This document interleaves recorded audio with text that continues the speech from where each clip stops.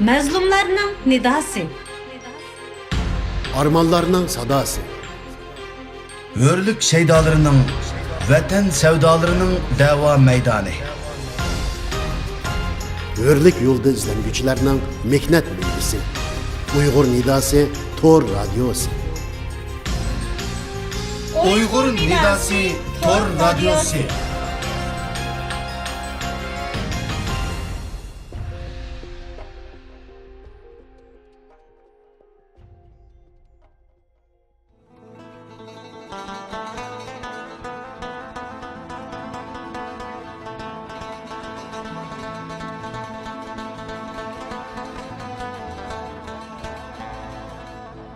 Assalamu alaykum hürmetlik anlıqçılar. Anlavatqınыңlar Uygur Nidası Tor Radyosu.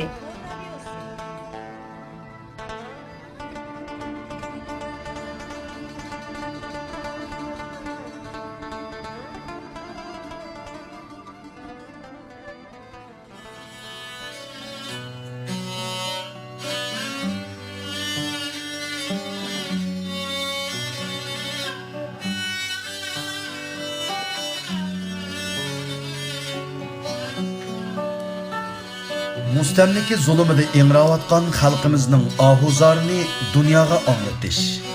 Vatan ichi sirtidagi xalqimiz taqdiriga munosabatlik muhim xabar, uchurlar va mulohizlardan kishilarni xabardor qilish.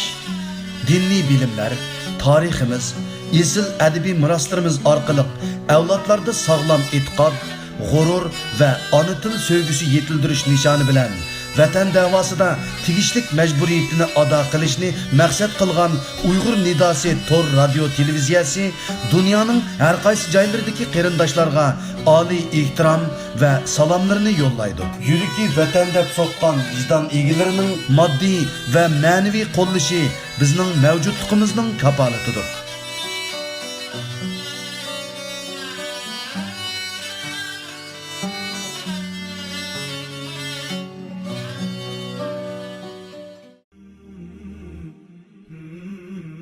Assalomu alaykum hurmatli ona til va el suyar qarindishim.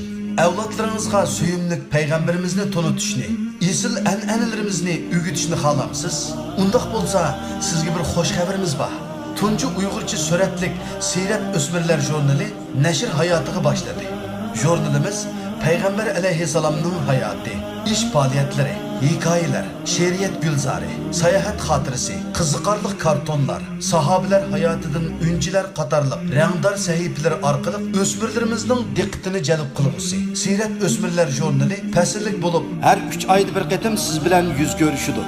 Her son 60 bet etrafında Siyrat O'smirlar jurnalining davomli nashr qilinishi va taraqqiyoti sizning jurnalimizga mushtari bo'lib, yaqindan qo'llab-quvvatlashingizga bog'liq. Dunyoning har qaysi joylarida bu jurnal kirmagan birmi Uyg'ur oilasi qolmasligi uchun Siyrat O'smirlar jurnaliga mushtari bo'ling. Mushtari teping va tavsiya qiling. Tomchi ko'l bo'lur, qo'llasanglar taraqqiy qilur. Tirishchanlik bizdan, muvaffaqiyat Allohdandir. Kamoli ehtirom bilan Siyrat O'smirlar jurnali. Telefon nomeri 0090 553 070 73 50.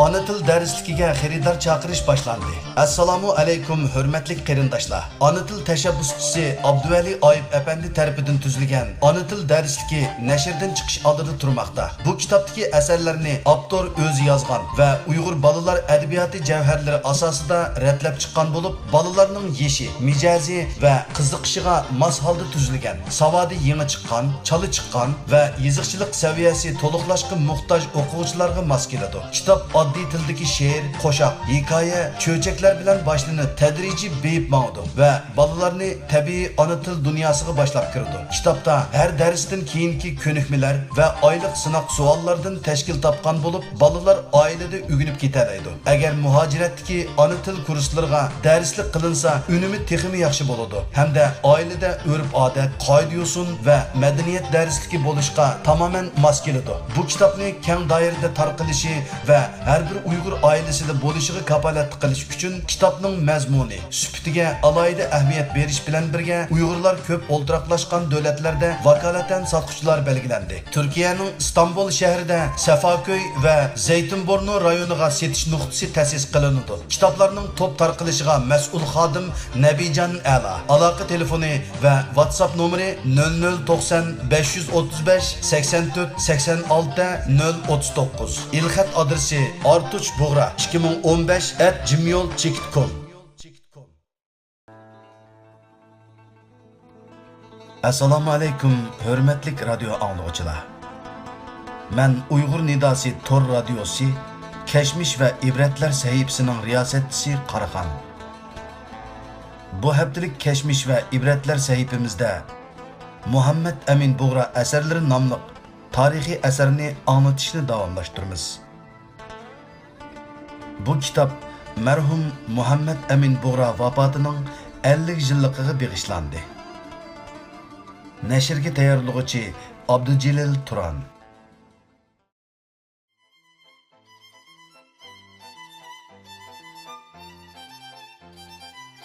Afg'onistonda Tashqi ishlar ministri Fayzi Muhammad Xon, bosh ministr Sardar Muhammad Hashim Xonlar bilan ko'rishdim. Ko'p hurmat va hamdardlik ko'rsatdi. Men ularning hurmatlariga tashakkur qilish bilan birga o'z fikrimni va maqsadimni ochiq arz qilib dedimki, men Afg'oniston hukumatining tarafsizlik siyosatini obdan bilaman. Şuna Afg'onistonda turgan mezgilimde hiçbir siyasi faaliyet ilip barmayman. Ama Afg'oniston hukumatidan şunu iltimos qilaman ki, vatanim uchun harakat qilish fursati kelganda Afg'oniston hukumati meni darhol Afg'onistondan chiqib harakat qiladigan bir yerga ketishimga ruxsat qilsin. Sardar Hashim Xon va Fayzi Muhammad Xonlar bu fikrimni xo'shallik bilan qabul qildi va Afg'onistonda xotirjam yashashimga yordam qilishga va'da qildi. Kabuldagi 7 yillik hayotim jarayonida qiyinchilik tortmay yashadim. O'zimni oshkorlamay deb jurnalist va siyosiy sohadagi kishilar bilan aloqa qilmadim. Bu mezgilda turkcha, arabcha, farscha va urdu tillarini bilganligimdan foydalanib, bu tillarda menga kerakli kitoblarni yig'ib, gazet va jurnallarga mushtari bo'lib o'qish bilan dunyo millatlarining siyosiy va ijtimoiy ahvolini tadqiq qilish bilan shug'ullandim.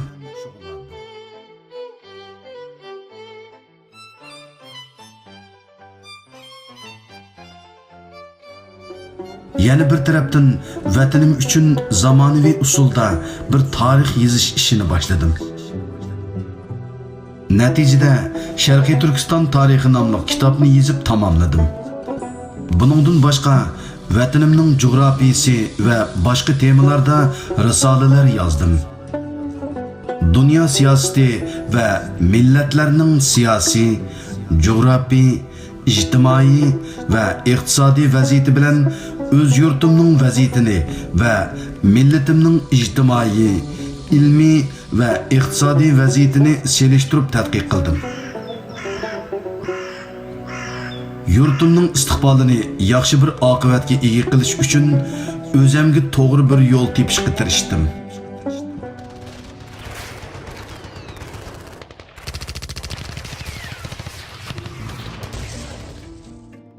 Çin-Yapon urushi boshlanganda ba'zi kishilar menga Yaponlar bilan birlikda harakat qilishimni tavsiya qildi. Ammo men buni muvofiq ko'rmadim.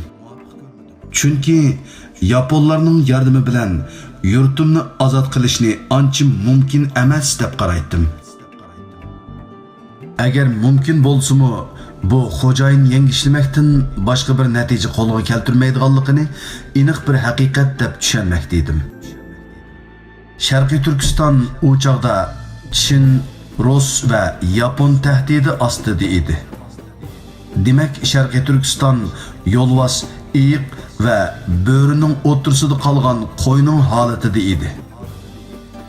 Bu ahvoldagi qo'y agar aqlini yo'qotmasa, uning ojiz dushmanining himoyasiga ega bo'lib, jinini qutqizish uchun u ojiz dushman bilan hamkorlashishni xohlaydi. Bu fikr bilan men Chin hukumati bilan kelishim qilish qaroriga keldim. Ammo bu vaqtgacha Chin hukumati bilan hech bir aloqa qilmaganligimdan Chin hukumatiga udul qarorimni bildirishni munosib ko'rmay bir vosita izlab turgan vaqtda 1939-yili 11-oyning 2-kuni İsa Aliptekin Efendi Kabulga keldi.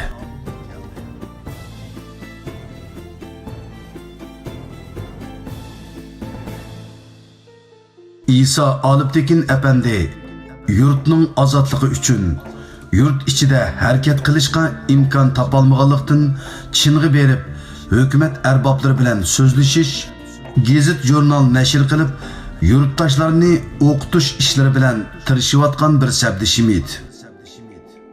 Chin-Yapon urushi davrida Chin hukumati tarafidan islom ellariga bir do'stlik ziyorat hay'ati avatilgan bo'lib, İsa Aliptekin Efendi bu hay'atning raisi edi. İsa Aliptekin Efendi islom ellarini ziyorat qilib Kabulga keldi va hukumat mehmoni bo'lib bir qancha kun turdi. Bu muddat ichida İsa Aliptekin Efendi bilan uzun muzokaralar qilib, Chin hukumati bilan kelishim qilish usulini muvofiq ko'rdik va İsa Aliptekin Efendi vositachilik vazifasini ustiga oldi. İsa Aliptekin Efendi qo'lidan marshal Jang Keyshi, Jang Jeshi va boshqa muhim shaxslarga maktub yozdim. Chin hukumatidan javob keldi. Mazmuni Hindistonga o'tib, u yerda Chin va Turkistonning o'rtaq manfaati uchun xizmat qilishimni Chin hukumatining muvofiq ko'rganligidan iborat edi.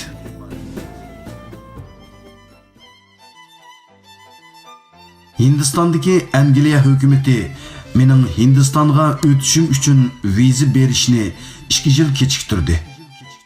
1941-yilning boshlarida Kabuldagi Angliya elchixonasi viza berishga qaror qilinganligini bildirdi. Viza ilib 1942-yili 3-oyning 23-kuni Peshawarga keldim. U yerdan Kalkuttaga berib, Chin bosh konsul bilan ko'rishdim. Baş konsul Paul Efendi mening Hindistonda turib xizmat qilishim uchun Chin hukumati tarafidan rasmiy buyruq yo'qligini bahona qilib, Chinga berishimga tarafdorlik bildirdi. Men Chinga berishni qabul qilmadim. Bu sabab bilan konsul meni Chinga ziyonli harakat qiladi degan gumon bilan meni Hindistondan chiqarishga harakat qildi. Men Kalkuttadan Rawalpindidagi oilamning qishig'i kelar kelmayla Angliya maxfiy soqchi CID'ning nazoratiga ilindim. 4-oyning 29-kuni Peshawar soqchisining qo'lida ilib qilingan 4 sanduq kitobimni olg'ili Peshawarga borganimda, ular maxfiy soqchi boshlig'ining Dehlidan kelgan bir buyruqini menga bildirdi. Buyruqda Hindiston hukumati mening tezlik bilan Hindistondan chiqib ketishimni talab qilmoqda edi.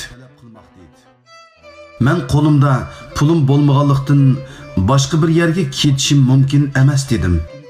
5-oyning 2-kuni meni Peshawar markaziy turmaga qamadi.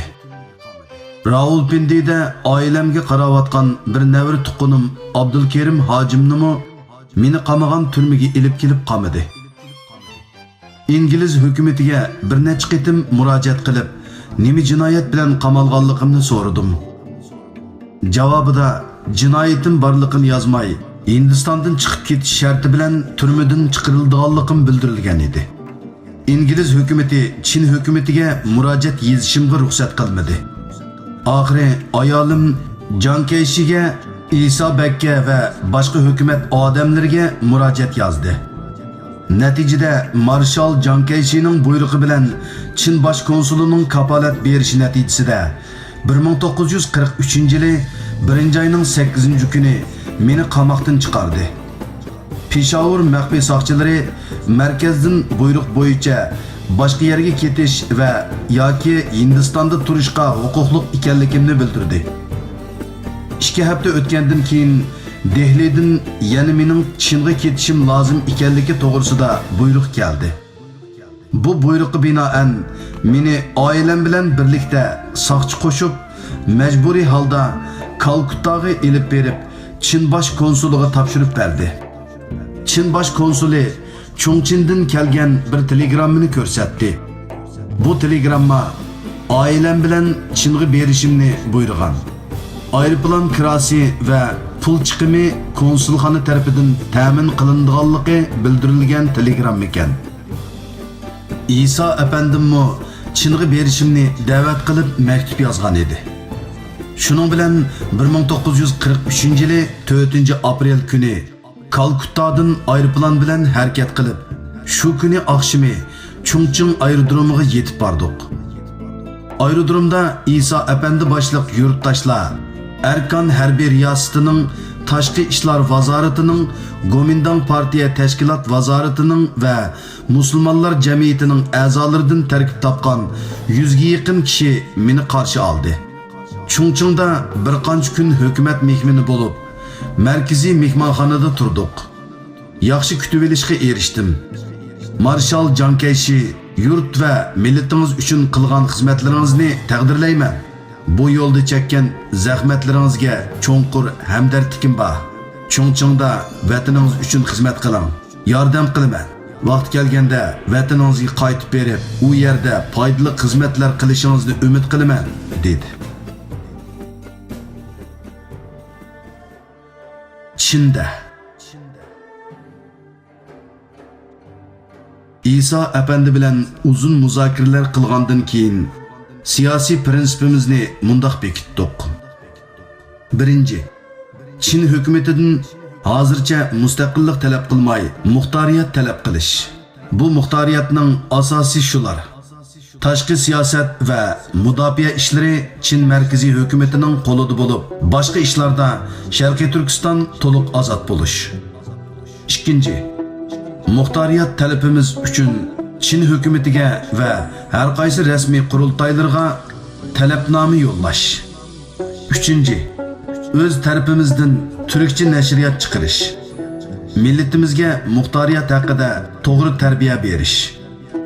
Nashriyatimiz tarafidan Chinchi majmua jurnal chiqarib, Chin millatining jamoat fikrini Turkiston tarafga moyil qilish.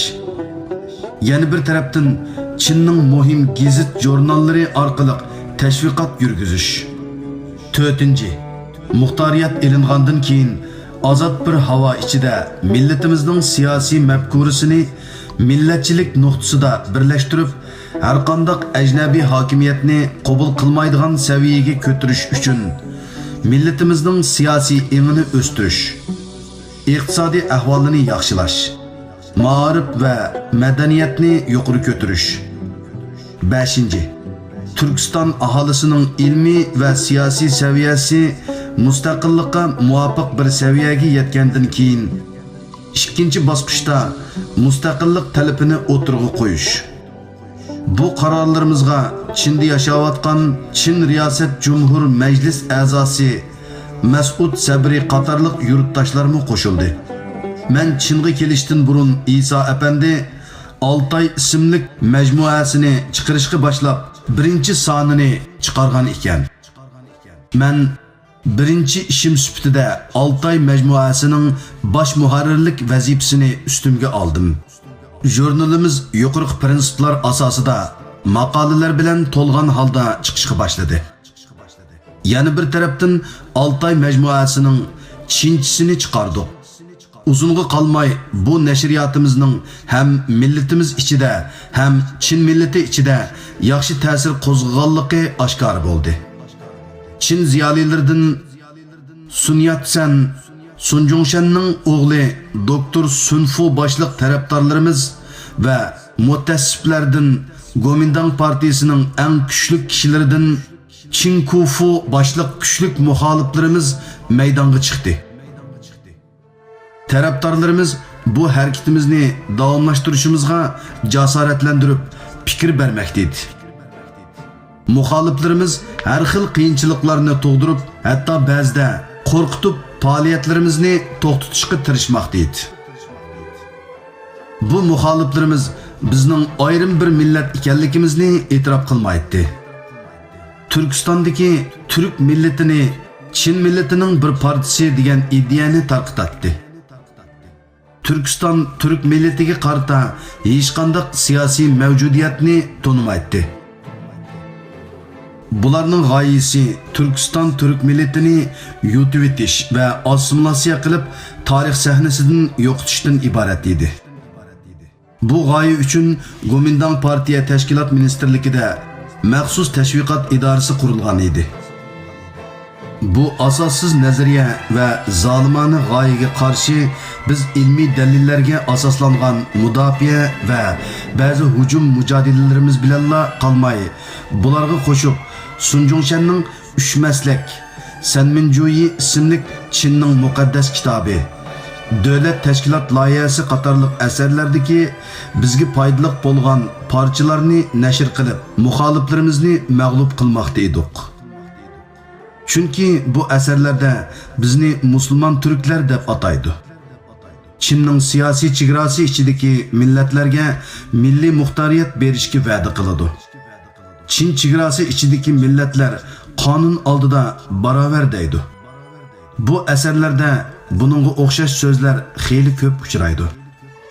1943-yilning oxirlarida Chin hukumati Asosiy qonun loyihasini hozirlash komiteti ismli bir komitet qurdi. Bu komitetning raisi doktor Sunfu edi. Komitet 180 moddalik bir loyiha hozirlab nashr qildi va har qaysi jamiyat va xalqdan bu moddalar haqida fikrlari bo'lsa, komitetga ma'lum qilishni talab qildi. Men va Iso apandi Chin musulmonlari jamiyati bilan birlikda asosiy qonun loyihasiga fikr berish uchun bir maslak guruhi qurib, 1944-yili 3-oyning 18-kuni bu haqda bas munozir qilishdik. Natijada Chin musulmonlar jamiyati bizning Turkiston haqida bermoqchi bo'lgan fikrlarimizga qaytilmaydiganligini bildirdi. İsa apandi bilan men Turkiston nomida 19 moddalik bir talabnoma hozirlab 4-oyda komitetga berdik. Bu talabnomamizning muhim moddalari shulardan iborat. 1. Asosiy qonunga Sharqiy Turkiston xalqining turk millati ekanligi ochiq yozilsin. 2. Asosiy qonunda Sharqiy Turkiston turk millatining muxtoriyatining asoslari ko'rsatilsin. 3. Asosiy qonunning 4-moddasidagi Xinjiang so'zi Turkiston deb o'zgartirilsin. 4. Asosiy qonun loyihasining 4-moddasidagi Chin davlati millati degan so'zni qabul qilmaymiz. Chin davlatiga tava millatlar deyilsin. 5. Loyihaning 5-moddasiga shu jumla qo'shilsin. Chin davlati chegarasi ichida millatlar siyosat, iqtisod, ma'rif, madaniyat, din, til, yoziq va boshqa har huquqda barobar. 6. Asosiy qonun loyihasining 7-moddasining oxiriga shu bir modda qo'shilsin. Chin davlatida ishlatiladigan pul va pochta markalari davlat ichidagi har bir millatning yoziqlari bilan birga besib tarqatiladi. 7. Asosiy qonun loyihasining 10-moddasidagi diniy ishlar qonunga xilof bo'lmaslik sharti bilan ma'ni qilinmaydi degan so'z elib tashlanib, bu moddaga shu ikki jumla qo'shilsin. Dinda ma'ni qilinmagan ishlarga qarshilik qilinmaydi. Dinga qarshi tashviq qilinmaydi. 8. Loyihaning 27-moddasidagi Mo'g'ul so'zining yeniga Türk so'zi qo'shilsin. 9. 27-moddaga shu bir jumla qo'shilsin. Milliy qurultayga a'zo saylanish haqqi har yerning yerlik aholisiga maxsusdir. 10. Loyihaning 81-moddasidan keyin shu bir modda ilova qilinsin. Chegara rayonlarda da'vo va mahkama so'roqlari shu yerning o'z aholisining tili va yeziqi bilan bo'ladi. 11. Loyihaning 85-moddasidan keyin shu bir modda ilova qilinsin. Har turlik imtihon har millatning o'z til va yeziqi bilan bo'ladi. 12. Loyihaning 90-moddasidagi Moğol so'zining yeniga Türk so'zi qo'shilsin. 13. Loyihaning 99-moddasiga shu bir jumla qo'shilsin. O'lka valilarining cho'qim yerlik xalqdan bo'lishi va yerlik xalq tarafidan saylanishi shartdir. 14. Loyihaning 133-moddasidan keyin shu bir modda ilova qilinsin. Çin davlati ichidagi har bir millatning har darajalik ma'rifi o'z tilida bo'ladi. 15. 138-moddaga shu jumla qo'shilsin. Qonunlar har millatning yeziqi bilan besilib nashr qilinadi. Talabnomamizning boshqa 4 moddasi yuqorqi moddalarga yordamchi so'zlardan iboratdir. Qadrli radio anglovchilar, Keşmiş ve ibret sahifimiz mush yerda oxirlashdi. Ko'ngil qo'yib anglab berganingizga rahmat. Keyin kapt ko'rishaylik. Xayr xo'sh.